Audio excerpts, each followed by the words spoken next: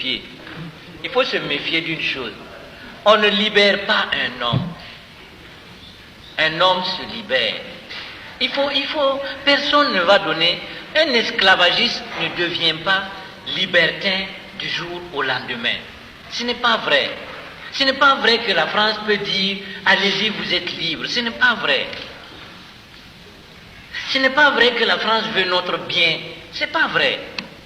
Et elle a raison parce que notre situation actuelle profite à ses intérêts. C'est humain. C'est humain. Notre bonheur ne peut pas venir de ceux qui ont profité de notre esclavage, de ceux qui ont profité de notre état de dépendance. Ce n'est pas vrai. Vous voyez, ce n'est pas vrai. Et c'est pourquoi j'ai écrit, chaque fois que la France dit quelqu'un est bien, elle est bien, cette personne-là est bien pour la France. Mais c'est clair là, c'est humain. Si vous défendez les intérêts de la France vous couronne. Maintenant, est-ce que vous défendez vos propres intérêts à vous? Ça c'est autre chose. Est-ce que vous défendez les intérêts de votre peuple? Ça c'est autre chose. Mais dès que vous défendez les intérêts de la France, elle est en droit de faire de vous académicien, pape, machin truc, tout ça, c'est son droit.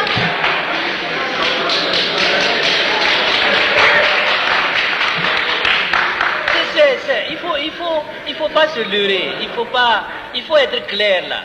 Il faut être clair. On dit, en politique, les amitiés, les relations les plus bonnes se perdent dans l'intérêt comme le fleuve se jette dans la mer. C'est comme ça en politique. C'est une question d'intérêt. C'est pas une question d'amitié. On n'aime personne. Nous sommes tous noirs. Tu as beau te maquiller, devenir luisant. C'est pas ça. Ça ne change rien aux yeux des Français. Tu es un noir. Tu es un colonisé. C'est tout. Et si tu défends leurs intérêts, ils te supportent. Point. C'est pas plus compliqué là. C'est une question d'intérêt. La France a ses intérêts ici. La France défend ses intérêts. La France aime ceux qui défendent, qui aident la France à détenir ses intérêts. J'ai parlé de mon cas pour aller à Copenhague. En ce moment, le Danemark n'avait pas d'ambassade ici. Leur ambassade qui s'occupait de nous était en France. Je devais faire mon visa pour le Danemark en France. La France m'a donné 24 heures pour faire mon visa en France. 24 heures. Ceux qui connaissent Paris savent que du centre-ville à l'aéroport Charles de Gaulle, il y a au moins 50 km à parcourir. 24 heures, tout en sachant que le visa dans une ambassade, on dépose ça 2 jours avant. Ils m'ont donné 24 heures. Et quand je suis arrivé, l'avion a fait du retard, quand je suis arrivé à l'aéroport, le policier a regardé sa montre et il m'a dit, il vous reste 7 heures, monsieur. Mais c'est normal, c'est juste. Parce que je n'écris pas ce que la France veut. C'est juste. Non, mais c'est normal. Moi, je trouve que c'est... Moi, je ne leur en veux pas. C'est normal. Parce que je connais des journalistes aussi auxquels ils paient des vacances. On paye pour qu'ils aillent faire des vacances. J'en connais aussi. Donc, si moi aussi je veux ça là, j'écris comme eux. Mais à partir du moment où il faut être logique, dans la vie là, il faut être logique. Hein? Chacun doit être logique. Restons logiques. Il ne faut pas dire les autres nous ont fait ça. Personne ne fait rien à personne. C'est chacun qui se fait lui-même ses propres problèmes. Aujourd'hui là, si moi j'ai des problèmes, c'est normal. C'est juste. Il ne faut pas dire telle personne a tort, telle personne a raison. Il y a d'autres qui ont des récompenses. C'est normal. Nous n'avons pas encore eu un président qui a eu autant de lauriers et de couronnes que le chef de l'État actuel. C'est normal. Nous avons par contre eu la Misana qui a eu des problèmes ici. C'est en 78